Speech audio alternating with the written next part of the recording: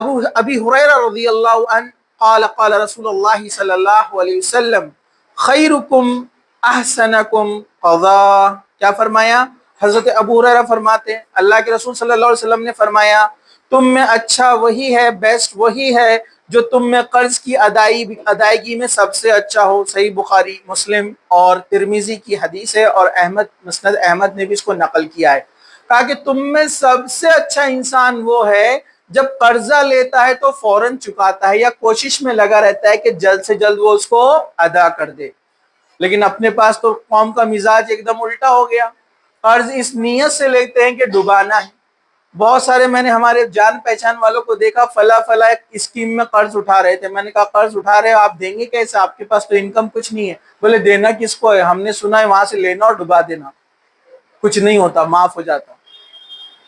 اللہ کے رسول فرما رہے کہ تم میں سب سے بہتر وہ ہے جو قرض کی ادائیگی میں بہتر ہو. اور اس سے کیا ہوتا ہے ہم دیکھیں گے، سوشل ڈیولپمنٹ ہوتا ہے.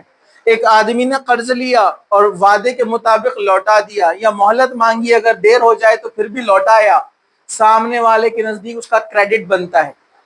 وہ بولتا ہے کہ اچھا انسان ہے، لوٹاتا ہے، یہ اگلی بار زیادہ ضرورت رہیں گی تو بھی میں اس کو دوں گا. دیکھو دنیاوی فائدے بھی ہے آپ کے. ہم تو اس لیے واپس لوٹا رہے ہیں کیونکہ قیامت کے دن حساب دینا ہے. جس نے کسی کا مال لیا اور مر جائے، چاہے 100 حج کر کے گیا ہو، کیا اللہ کی راہ میں شہید ہو گیا ہو، جان بھی دے دی ہو، لیکن کسی پہ قرض باقی ہے، قیامت کے دن کیا ہوگا؟ اس کی نیکیاں لے کر اس کو دے دی جائیں گی جس سے قرض لیا تھا اور لوٹایا نہیں. اس لیے مرنے والے کا بھی کام ہے کہ وصیت کرے، اس کے اوپر کوئی قرض ہو تو اپنے بچوں کو وصیت کرے کہ میرا قرض لوٹا دینا. قرض بہت اہم چیز ہے، یاد رکھیے. ایک واقعہ ایسے ہی آتا ہے، ایک آدمی مر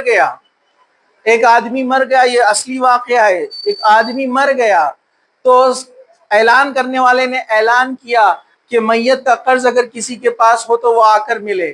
تو ایک آدمی آ گیا اور آ کر کہنے لگا 60,000 یا 60 لاکھ. اس نے کہا کہ رکو، میرا حساب کتاب باقی ہے. کہا کہ 60 لاکھ. یہ بولتے ہی جو اس کے بیٹے تھے سب کے پیروں کے نیچے سے زمین کھسک گئی. کہا کہ ہم نے تھوڑی لیا تھا، بڑا بھائی دے گا. بڑا بولا منجلا دے گا، منجلا بولا چھوٹا دے گا. سب ایک دوسرے پہ ٹالنے لگے. تو کہا کہ دیکھو بھائی جب تک حساب نہیں ہوتا میں تو نماز جنازہ پڑھانے نہیں دوں گا. وہ بھی آدمی چیک کر رہا تھا سب کو. بیٹی کو پتا چلا جو گھر پہ تھی، قبرستان میں نہیں تھی. کہا کہ 60 لاکھ باپ کا قرضہ ہے، نماز نہیں پڑھانے دے رہا ہے وہ شخص. بیٹی نے اپنے پورے گہنے بیچ دیے. کہا کہ یہ سب لے لو. آدھی قیمت پوری ہوئی. کہا کہ آدھی ابھی بھی باقی ہے. بیٹی نے آدمی بھیجا، کہا کہ ریکویسٹ کرو، کہا کہ میرے طرف سے ریکویسٹ کرو کہ نماز جنازہ پڑھانے دو،